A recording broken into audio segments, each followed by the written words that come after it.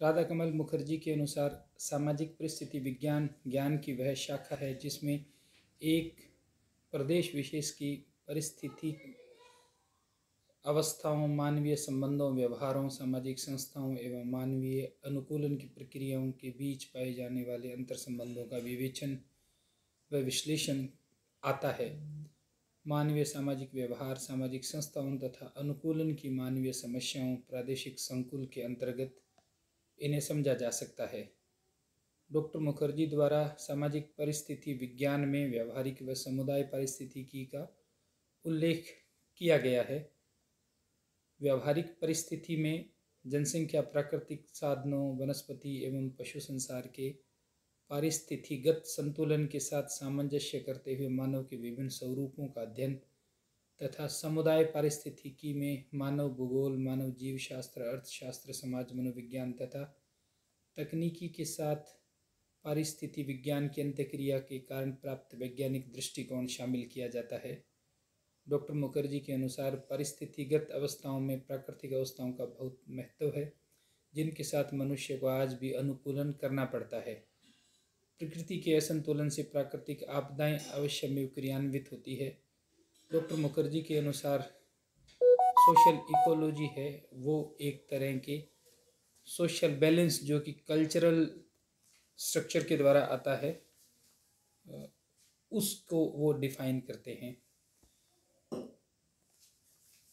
Social ecology का जो doctor Mukherjee का कॉन्सेप्ट है उसमें कुछ चीज़ें हम सब के लिए विशेष रूप से समझनी जरूरी है। उसमें एक तो जनसंख्या का जो प्रभाव होता है उसको सोशल इकोलॉजी में उन्होंने प्रमुखता से लिखा है। प्राकृतिक अवस्थाएं अधिकांशतः जनसंख्या से प्रभावित होती है। जहाँ की भौगोलिक दशाएं मानवीय प्राथमिक आवश्यकताओं की पूर्ति सरलता से कर पाती है, वहाँ की जनसंख्या बहुत घनी होती है। यही कारण है कि गंगा, यमुना व सिंधु नदी के मैदानों में आबादी का घनत्व तो सर्वाधिक है। जहाँ अनाज अधिक मात्रा में होता है और आधारभूत आवश्यकताओं में सरलता आ जाती है।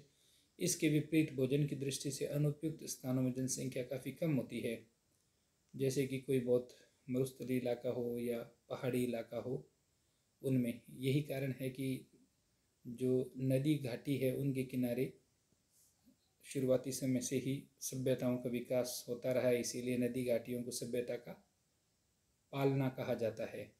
मानव के मकान पर प्रभाव, प्राकृतिक अवस्थाओं का प्रभाव मानव के मकान के स्वरूप व निर्माण सामग्री पर भी पड़ता है। अत्यधिक ठंडे प्रदेशों में बंद मकान या खिड़कियों का न होना पाया जाता है, तो गर्म प्रदेशों में मकान खुले व हवादार बनाए जाते हैं। इसी कारण निर्माण सामग्री भी पर्यावरण द्वारा प्रभावित होती है। वेशभूषा पर प्रभाव, पर्यावरण का हमारी वेशभूषा पर भी प्रभाव होता है।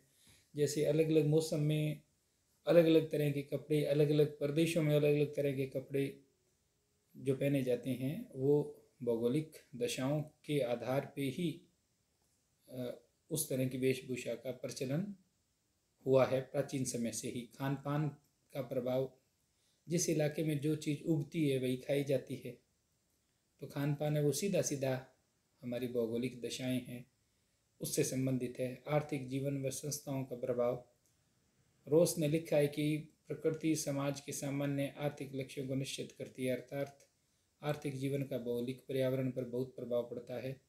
जैसे कि कोई विशेष प्रकार का उद्योग धंधा है वो उसी स्थान पर पनप सकता है जहाँ की उस उद्योग के लिए कच्चा माल तथा अन्य अनुकूल पर्यावरण उपलब्ध है। बिहार में लोहे की खाने होने के कारण लोहे के कारखाने, तो महाराष्ट्र में कपास की खेती व नम जलवायु के कारण सूती कपड़ा मिलों का उद्योग पनप रहा है। धन संपत्ति पर प्रभाव, इकोलॉजी का धन संपत्ति पर प्रभाव पड़ता है। किसी देश की जलवायु अनुकूल होती है, भूमि उपजाऊ होती है, खनिज पदार्थ अधिक होते हैं तो वो विकसित होता है, और उल्टा होता है तो वो अविकसित होता है। कृषि कहाँ अधिक होती है, पशुपालन कहाँ अधिक होता है, शिकार कहाँ अधिक होता है, उद्योग धंधे कहाँ अधिक होते हैं, ये अलग अलग भौगोलिक दशाएं हैं वो ही तय करती हैं। सामाजिक संगठन व संस्थाओं पर प्रभाव, सामाजिक संगठन व संस्थाएं भी प्राकृतिक अवस्थाओं से प्रभावित होती है कि जहाँ का भौगोलिक पर्यावरण प्रतिकूल होता है वहाँ पालन पोषण की प्रक्रिया कठिन व जटिल हो जाती है। यही कारण है कि वहाँ बहुपति विवाह, पोलिएंड्री प्रथा पाई जाती है, और कृषि प्रधान देशों में बहुपत्नी विवाह, पोलीगिनी का प्रचलन रहा है। धर्म, कला और साहित्य पर प्रभाव, मैक्स मूलर आदि विद्वानों का मानना है कि व्यक्ति जिस प्राकृतिक पर्यावरण में रहता है उसके प्रति प्रेम श्रद्धा उसको जीविका पालन में मदद करती है। व्यक्ति उन्हीं वस्तुओं को देवता मानकर उन पर आस्था रखता है व उनका पूजन करने लगता है। अतः भौगोलिक पर्यावरण का धर्म पर प्रभाव पड़ता है। साथ ही कला साहित्य के सृष्टिकर्ताओं के मस्तिष्क पर भी भौगोलिक पर्यावरण का स्पष्ट प्रभाव पड़ता है। डॉक्टर मुखर्जी ने सामाजिक पारिस्थितिकी के कुछ प्रकार या फंक्शंस बताए हैं और जिन्हें 3 आधारों पर स्पष्ट किया जा सकता है। पहला, अंत्य प्रक्रिया में लगे मनुष्यों एवं अंत्य संबंधित मानवीय संस्थाओं का एक प्रदेश विशेष के साथ अनुकूलन की प्रक्रिया को स्पष्ट करना, जिसमें उस प्रदेश की मिट्टी, जलवायु, भूमि, प्रकृति आदि के साथ साथ पेड़ पौधों व पशु समुदायों से भी अनुकूलन है। यह प्रथम प्रकार है सामाजिक पारिस्थितिकी का। दूसरा है जो उन स्थानिक भोजन संबंधी संबंधों को खोज निकालना जिसमें कि परिस्थितिगत शक्तियों के संदर्भ में एक प्राकृतिक क्षेत्र में मनुष्य तथा मानवीय क्रियाकलाप संगठित हैं।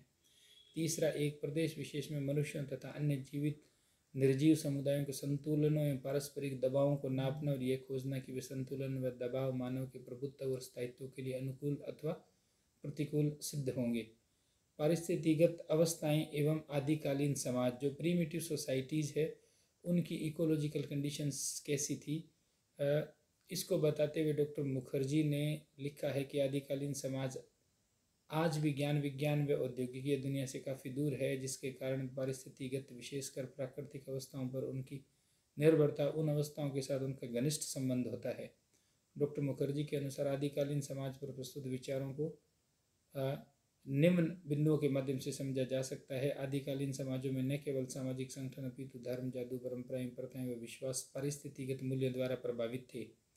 आदिकालीन समाजों में व्याप्त टोटम का प्रचलन इसी सत्य को प्रमाणित करता है, क्योंकि टोटमवाद के अंतर्गत विशिष्ट पशु, पेड़ पौधे आदि जिसे टोटम माना जाता था को मारना या नष्ट करना वर्जित था। ये प्रकृति से सामंजस्य का उदाहरण है। डॉक्टर मुखर्जी के अनुसार टोटम की अनिवार्यता से संतुलन बनाए रखने का आदिकालीन समाज का यह महत्वपूर्ण प्रयास था, क्योंकि जिन जनजातियों के लिए ये पेड़ पौधे पशु आदि महत्व रखते थे उनकी संख्या उस प्रदेश में अल्प या सीमित थी। इसी प्रकार इन समाजों में व्याप्त जादू का उद्देश्य भी परिस्थितिगत पर्यावरण पर मनुष्य द्वारा प्रभुत्व जमाना था। जैसे मनुष्य ने पानी बरसाने संबंधी प्रयास को वर्षा न होने पर लागू किया, इसी प्रकार नीलगिरी की टोडा जनजाति में भैंस शालाओं जहाँ भैंसें रहती हैं को इसलिए पवित्र मंदिर मानते हैं क्योंकि दूध से उनकी आजीविका का संचालन होता है। इसी आधार पर इनके समाजों में भैंस पालन व देखरेख संबंधी अनेक प्रथाओं व धार्मिक कर्मकांड संतुलन की अनुकूलता के लिए स्थापित हो गई और आजीविका के साधन के संबंध में कोई खतरा भी नहीं रहा। इसी प्रकार सूर्य, चंद्रमा, वरुण, अग्नि, गंगा, यमुना इत्यादि को देवता के रूप में स्वीकार करना भी प्रकृति के साथ मनुष्य द्वारा अनुकूलन की इच्छा को प्रकट करता है। उपरोक्त आदिकालीन सामाजिक व्यवस्था इस तथ्य को स्पष्ट करती है कि इन समाजों में पारिस्थितिगत शक्तियों के विविध स्वरूपों के साथ संतुलन स्थापित करने का उपयोगी व सार्थक प्रयास किया जाता था। इन अवस्थाओं को डॉक्टर मुखर्जी द्वारा आदिकाल से आधुनिक काल तक 3 प्रमुख स्तरों के माध्यम से स्पष्ट किया गया है। ये 3 स्तर क्या हैं, इनके बारे में अगले लेक्चर में हम पढ़ेंगे।